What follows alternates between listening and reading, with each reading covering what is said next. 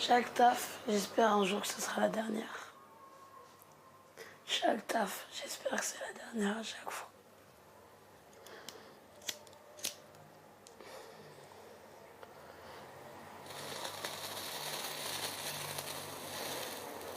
Inas a 24 ans.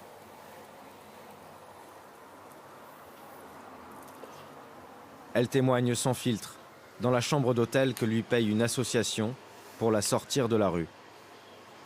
Voilà, ça c'est une dose. J'appelle ça le caillou de l'enfer. En fait, ça monte directement au cerveau et l'effet ne dure que quelques secondes. C'est une balle dans la tête direct.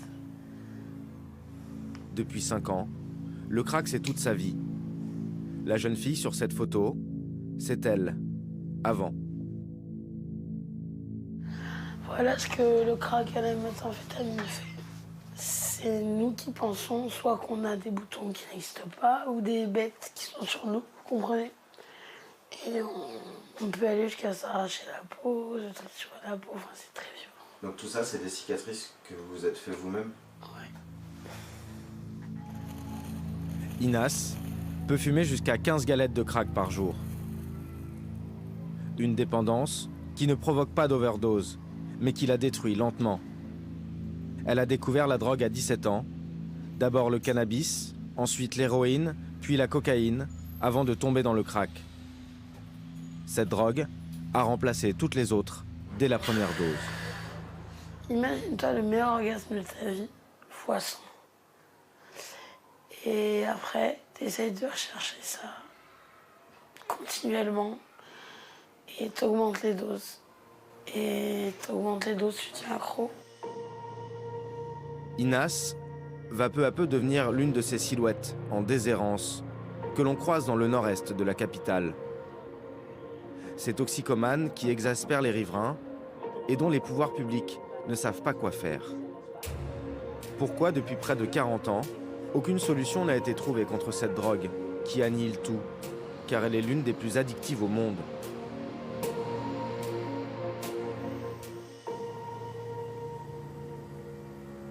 Son nom, crack, vient du bruit qu'il fait quand il est chauffé.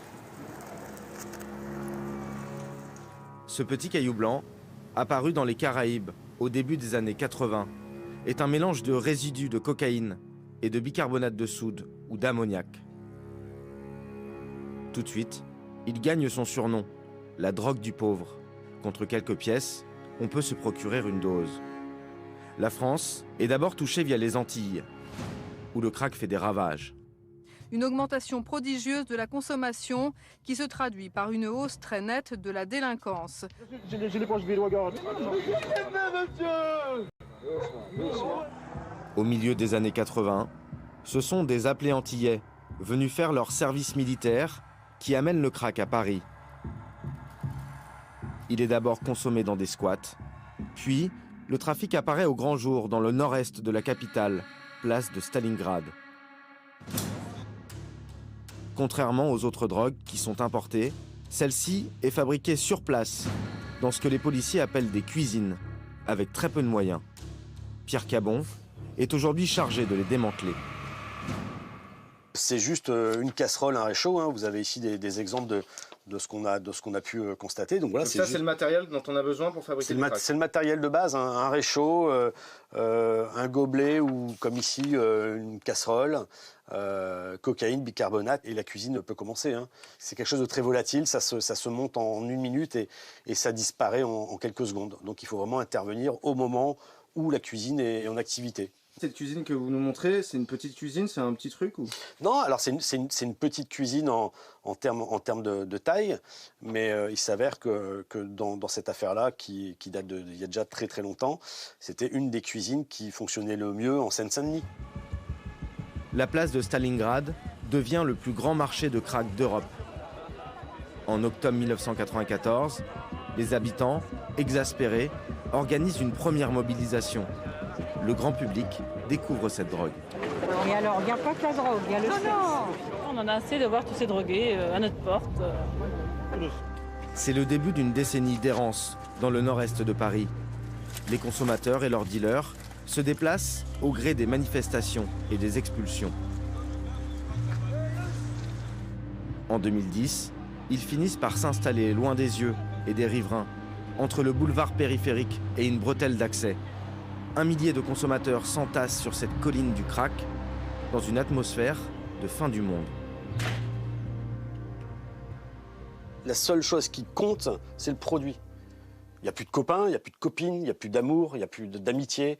Il y a de la nécessité de consommer. Voilà. Donc il n'y a aucune limite dans la façon dont ils vont agir pour se procurer le crack. À seulement 18 ans, Inas commence à fréquenter ce bidonville. À cette époque, elle vit encore chez ses parents à Paris. Mais en quelques mois seulement, le crack va tout détruire. Elle arrête ses études de psychologie et ses petits boulots. Pour payer ses doses, Inas vole ses proches. Au début des petites sommes, mais sa consommation augmente.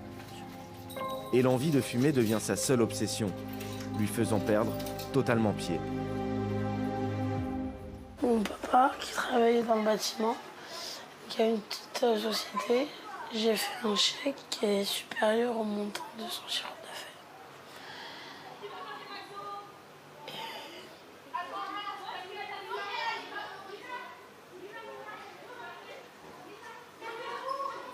Il a tout perdu.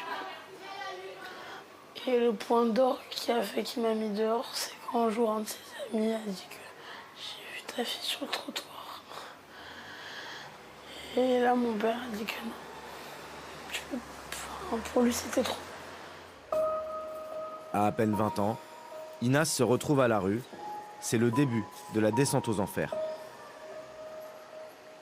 Directement, j'étais à la colline. Pendant peut-être 2 ans, je connaissais plus le monde à part la colline. On dort là-bas, on mange là-bas, enfin, vous voyez. J'ai eu de la chance d'avoir toujours évité les situations, mais j'ai des collègues féminines qui se sont retrouvées parfois victimes de viols en réunion, de choses assez terribles. Et ça arrive souvent? Pardon? Non. Ça arrive à la colline. Très souvent, ça arrive. On a eu plusieurs personnes qui sont décédées.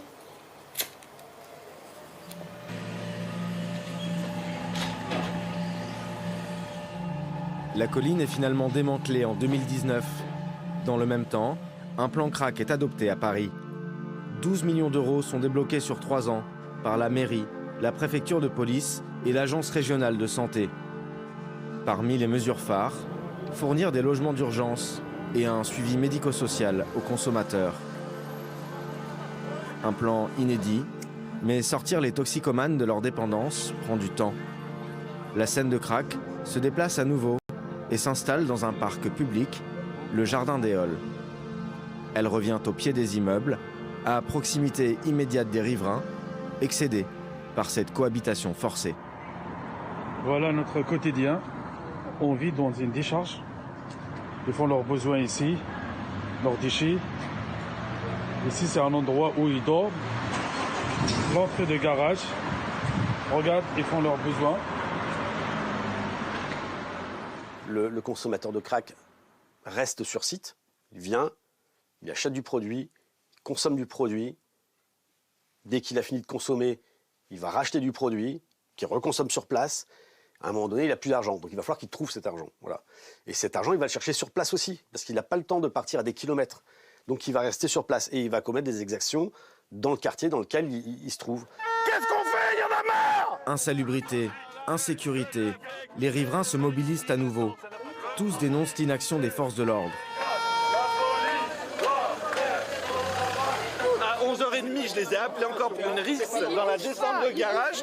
Ils sont venus à 3 voitures, 2 minutes après, ils étaient partis, sans interpellation, sans fouille, sans les disperser. Donc faut arrêter, j'ai la vidéo. Face à cette colère, Anne Hidalgo fait le déplacement. La maire de Paris dénonce l'inaction de la préfecture de police. Je veux que le préfet de police prenne ses responsabilités, fasse son travail. Comment peut-on accepter que ce soit un marché où s'échange la drogue, le crack, une des drogues les plus dangereuses, et que ce soit aussi un lieu de consommation à ciel ouvert? C'est inacceptable. La préfecture se défend avec des chiffres. Depuis janvier, Près de 150 dealers ont été interpellés et une vingtaine de cuisines démantelées. À Paris, il y a même une brigade spécialisée dans la lutte contre le crack. 170 policiers qui interviennent principalement dans le métro. C'est là que s'effectue une partie des ventes. Sous terre, les policiers peuvent se fondre dans la foule pour intervenir en flagrant délit. Nous avons pu les suivre en caméra discrète. Ces policiers passent des heures à arpenter le métro. Très vite, au détour d'un couloir, l'odeur caractéristique du crack les alerte. On est compté 6, à peu près 6 dans les escaliers. Ils braillent plus ou moins, tu les entends encore là. Et ils sont plus ou moins en train de consommer les uns les autres. Mais là, vous pouvez intervenir ou pas? Alors déjà là, c'est compliqué, la grille est fermée. Et ensuite, il faut qu'on voit effectivement des ventes s'opèrent. Il faut qu'on rétablisse donc un trafic. Un trafic s'établit sur plusieurs ventes d'affilée. Et c'est toute la difficulté de leur travail.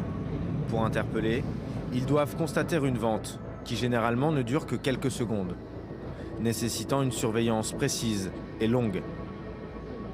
L'équipe de Franck est appelée en renfort à la station Stalingrad. Un point de deal a été repéré ici, à cette sortie de métro. En blanc, c'est un conso, hein. Dès son arrivée, Franck se positionne discrètement devant. On va laisser décanter un tout petit peu pour voir les rotations qui s'opèrent. Le dealer attend ses clients dans la rue et les emmène dans le métro pour vendre. Ça descend, il est parti rejoindre le premier. Hop, ça descend. En tout, une douzaine de policiers en civil sont présents tout autour. Ils communiquent tous ensemble par téléphone et sont également aidés par le système de vidéosurveillance du métro. Grâce à ce dispositif, un consommateur est rapidement identifié. Il décide de l'interpeller. Positif 803 pas haut, ok? Ils ont le client, la vente est confirmée, au tour du dealer d'être interpellé. Stéphane rejoint alors ses collègues au plus vite. Tout se passe en quelques minutes.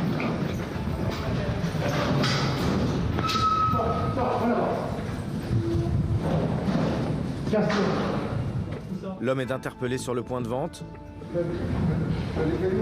Dans ses poches, les policiers retrouvent une pipe à crack, de la petite monnaie et une bombe lacrymogène.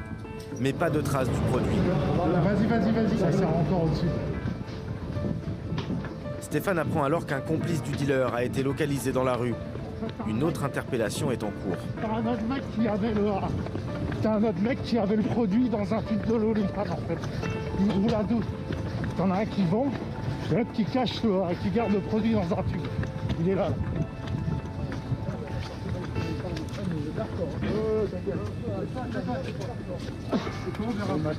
Contrôle, il fait ça. Il y a au moins 5-6 cailloux. Donc c'est en valeur commerciale, c'est combien ça? Pas de seringue sur toi, pas de couteau, pas du tout. À compter de 10 € le caillou. Ton prénom c'est quoi? Il y en a 5 cailloux, 50 €. Et lui je pense que c'est un toxicomane et il garde le produit pour éviter que le vendeur se fasse interpeller avec le produit. Comme souvent, la prise est mince. Et les enquêtes longues ne sont guère plus fructueuses. Voici la plus grosse saisie de ces derniers mois. Un dealer, chez qui on a retrouvé 7,7 grammes de crack et 7 300 €. Dans le monde du crack, il n'y a pas de grossistes, mais une multitude de petits vendeurs. Une arrestation comme ça, vous en faites régulièrement? Ouais, quasi tous les jours. Tous les jours. Et pourtant, le commerce, il est toujours aussi fort. Et ça continue. Totalement, ouais. Ce vendeur est très jeune, à peine 20 ans. Il affirme être originaire de Guinée-Conakry, mais il n'en dira pas plus. Comme souvent, impossible de vérifier son identité, car il n'a aucun papier sur lui. Donc du coup, Guinée, tu parles quoi comme langue? Français? J'ai pas l'impression que... Il sera condamné à 1 an ferme, en comparution immédiate. Ces vendeurs se font appeler les Modou, un diminutif qui en wolof désigne les colporteurs qui partent travailler à l'étranger. Tous sont originaires d'Afrique subsaharienne. Ils sont unis par des liens communautaires ou familiaux. Rien à voir avec les vastes réseaux très structurés qui vendent de la cocaïne ou du cannabis. Un gros réseau de crack sur Paris, ça va être au grand maximum 10 personnes, vraiment. On n'est pas sur des réseaux à plusieurs centaines de personnes, c'est 10 personnes. C'est 4 ou 5 vendeurs, un cuisinier et puis 1 ou 2 fournisseurs. Et puis 1 ou 2 personnes pour récupérer l'argent et puis le faire repartir. Donc c'est vraiment des réseaux, c'est des réseaux familiaux. Ça n'a rien de tentaculaire en vérité. Des micro-réseaux, très solidaires et impénétrables. Nous avons essayé de les approcher. Après une énième expulsion au mois d'octobre, la scène de crack est désormais installée porte de la Villette, au pied du périphérique. Un mur est même construit dans l'urgence pour les tenir à l'écart des riverains. Nous retrouvons Inas, la consommatrice de 24 ans, qui nous sert de guide. Très romantique. Ici, c'est vraiment dans un ghetto assez ouvert. Et je travaille. Je veux du crack, je veux du shit, je veux du valium. Je sais pas, tout ce que tu veux ici, tu peux. Non, je vais chez mon gars. Tout autour de nous, un lieu de deal qui fonctionne en toute impunité. Les vendeurs sont partout. Mais Inas se dirige vers son modou habituel. Quelques bâches sont tendues. La transaction aura lieu à l'abri des regards. À l'intérieur, 2 hommes, l'air hagard, des clients sans doute. Le dealer sort plusieurs cailloux de sa poche. Ah ben ça, moi, donne-moi ça le crédit et ça, je veux ça. Si j'ai, je te rends ça. C'est bon? Inas en prend un et le cache directement dans sa bouche. La transaction a duré moins d'1 minute. Basal, t'as traversé toute la mer pour venir vendre du caillou. Tu viens d'où?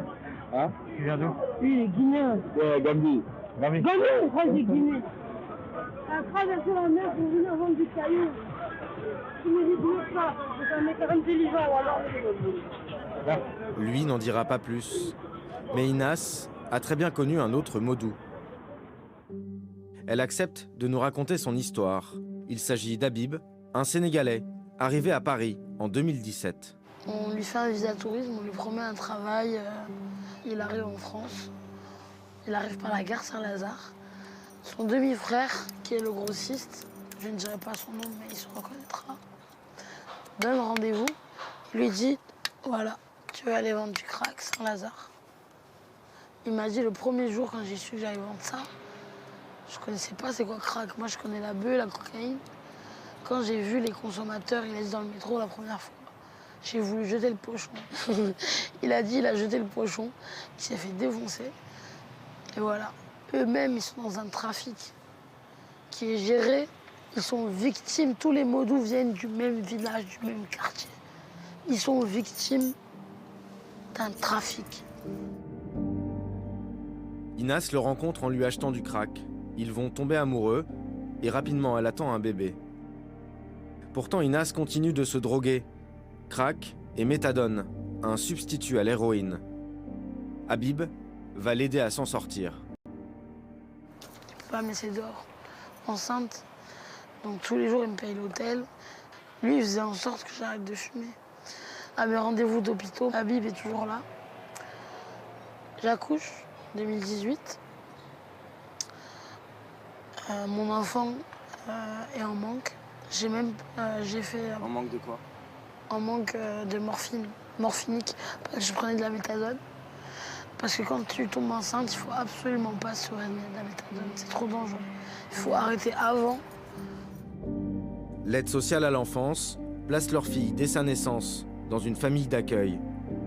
Le couple finit par se séparer. Inas se retrouve une nouvelle fois à la rue. Habib, lui, continue de vendre du crack jusqu'à sa mort, en août dernier. Alors ça s'est passé entre Porte d'Aubervilliers et Colette-Besson. Un toxico, apparemment mal servi, histoire, nana, 2 coups de machette. Il se retrouve à terre, hurlements. C'est moi, j'étais pas là, tout le monde m'a raconté. Tout ça, on me l'a raconté. Il avait le crâne ouvert en 2 presque. Il s'est pris 2 coups de machette là. C'était quel jour ça? 14 août, 14h. 15 août, il est transféré à l'hôpital. Le 30 août, il est déclaré mort. Et il est transféré à l'Institut médico-légal. Le 23 septembre, il y a la levée du corps. Habib est enterré au Sénégal, dans sa ville natale de Louga.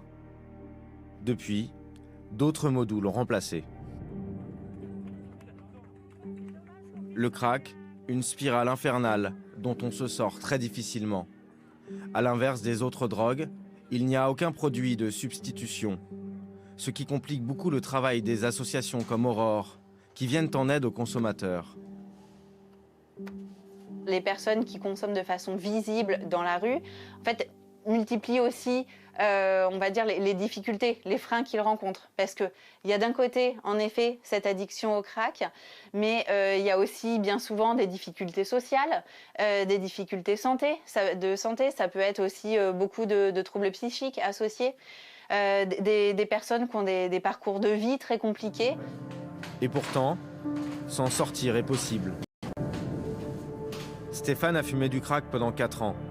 Il y a laissé sa famille, son entreprise, jusqu'à vivre dans sa voiture, puis dans la rue, avec toujours la même et seule obsession, consommer. J'étais pris dans l'engrenage, quoi. Dans la machine à laver, c'était compliqué de... Je me voyais même pas sortir de ça, quoi. Moi, j'étais esclave de ça. Vous pensiez pas vous en sortir? Pas du tout. J'avais même pas l'idée qu'à un moment donné, j'allais trouver une solution dans ce que je vivais, quoi. Une association lui offre un suivi médical, mais aussi psychologique. Car l'addiction au crack est d'abord psychique, contrairement aux autres drogues. Ce n'est pas le corps qui est en manque, mais le cerveau. L'envie de fumer est incontrôlable. Avec tous les efforts du monde, à un moment donné, on est confronté quand même à devoir décider chaque seconde de ne pas y retourner, de faire confiance à la vie. Concrètement, je savais que si j'allais consommer, je savais exactement ce que j'allais devenir, je savais exactement quelles allaient être les conséquences. Mais décider d'arrêter de consommer, décider de faire confiance à des gens, décider de faire différemment, pour moi, ça a été une révélation, mais en même temps, ça a été un effort, pour moi, insurmontable. J'étais incapable de croire que j'allais pouvoir y arriver. Et tout seul, j'y serais jamais arrivé. Après plusieurs rechutes, Stéphane réussit à se sevrer. Cela fait bientôt 7 ans, avec toujours un suivi associatif. Il a retrouvé un emploi, un logement, et il renoue peu à peu des liens avec ses proches. Il a fallu tout réapprendre. C'est tout et n'importe quoi, c'est mettre la table, se lever le matin, prendre sa douche. C'est vraiment tout ça, quoi. C'est vraiment c'est apprendre à vivre en société, apprendre à se responsabiliser, et puis apprendre à retrouver goût à la vie aussi. Mais est-ce qu'aujourd'hui vous considérez que vous êtes totalement sorti d'affaires? Non. Aujourd'hui, je suis armé, hein. Je suis armé pour vivre différemment. Mais j'ai pas envie de croire que je suis sorti d'affaires, quoi. Je pense pas que ce soit aussi simple que ça. Un parcours semé d'embûches. C'est celui que commence à emprunter Inas. C'est mon quartier d'enfance. Rue des Orchidées. C'est ma rue, c'est là où j'ai grandi. Et comme un début de rédemption, elle tient à nous amener dans les rues de son enfance, loin du crack. C'est ici où je faisais du vélo les dimanches. C'est là ma résidence. J'ai grandi ici. C'est moi, c'était ce bâtiment. Alors, on était au, regarde, 7e. Dernier étage. Du 7e ciel, j'ai fait la descente aux enfers. Pourquoi t'as voulu revenir ici? C'est important. Comme un pèlerinage. J'en avais besoin. Pourquoi t'en as besoin? Pour me rappeler d'où je viens, qui je suis. Et ça peut me permettre d'en sortir. Ça fait 4 ans. Ça peut me permettre de m'en sortir. Et de me remémorer le soir avant de dormir des souvenirs. Pourquoi pas? C'est quoi ici? C'est des souvenirs heureux? Tellement. Tellement. Un bonheur qu'elle aspire à retrouver. Grâce au plan crack, elle est logée et bénéficie d'un suivi psychologique. Mais malgré ses résolutions, l'appel de la drogue reste le plus fort. Quelques jours après ce tournage, Inas a disparu. Est-elle partie loin de Paris et des Moudou comme elle le souhaitait, ou est-elle retournée sur la scène de crack? Allô, allô, allô. Ton micro. Ouais, t'avais oublié. Ah ouais. Non, j'avais pas oublié. Si t'avais. À l'heure où nous terminons ce reportage, nous n'avons plus de nouvelles.